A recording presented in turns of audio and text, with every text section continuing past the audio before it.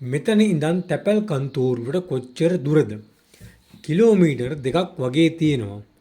ඒක පයින් යන්න පුළුවන් දුරක නෙමෙයි තියෙන්නේ. මට පැය භාගයක් වගේ යයි. මං ටැක්සියක් ගත්තොත් හොඳයි. අපි මේක ට්‍රාන්ස්ලේට් කරමු. මෙතන ඉඳන් තැපැල් කන්තෝරුවට කොච්චර දුරද? How old are you? ඔයාට කොච්චර වයසද? එතන old එක adjective එකක්. එතන far දාද. far කියන එකත් adjective. How far? එතන am is a වාක්‍යයට මේ ක්‍රියාපදයක් නෑ. එතන how much is it? කීයද? අන්න ඒ වගේ how far is it? කොච්චර දුරද? එතන තැපැල් කන්තෝරුවට. එතන තැපැල් කන්තෝරුවට සම්බන්ධ ගන්න to කියන preposition එක දානවා.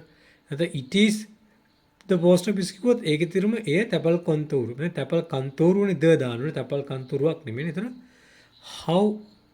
how far is it to the post office? මෙතන ඉඳන් from here. මේක idiomatic phrase එකක්. නමුත් එච්චර ඒක හිතන්න එපා. මේ here කියන එක adverb එක from කියන preposition එකක්. මේක phrase එකක් විතර යනවා. ගොඩාක් ඉංග්‍රීසි එහෙම ලොකුවට හිතන්න ඕනේ grammatical පැත්ත. මෙතන ඉඳන් කියන්නේ from here මතක තියාගන්න. අපිට අහන කෙනාට තේරෙන්න ඉංග්‍රීසි ටික කතා කරන්න පුළුවන් නම් ඇති මේ ලංකාවේ ඉන්න මිනිස්සුන්ට. එතන how far is it to the post office from here? Kilometre 2ක් වගේ තියෙනවා. මෙතන වගේ කියන්නේ about කියන preposition එක දාන්න. එතන am is a වාක්‍යය. it is.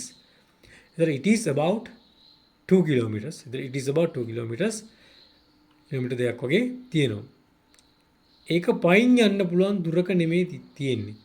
එතන මේකත් am is a වාක්‍යය. පයින් යන්න පුළුවන් දුරට තනිකර noun phrase එක දාලා walking distance කියලා. මේක uncountable නේ noun එක. එතන ඉන්න the ඉන්න ඉස්සරහට. එතන it is on the table. ඒක මේසුර තියෙන්නේ. එතන යම් කිසි තැනක් පෙන්වන භාවිතා කරන am is a වාක්‍යයට භාවිතා කරලා. එතන on and within කියන preposition එක තමයි it is within the table එකට දානවා. it is within walking distance. ඒක තියෙන්නේ යන්න පුළුවන් දුරක නෙමෙයි. it is not within walking distance. මට පැය භාගයක් යයි වගේ. it takes me. එතන වාක්‍යයට it takes me 10 minutes to go to school. මට විනාඩි 10ක් යනවා ඉස්කෝලේ යන්න.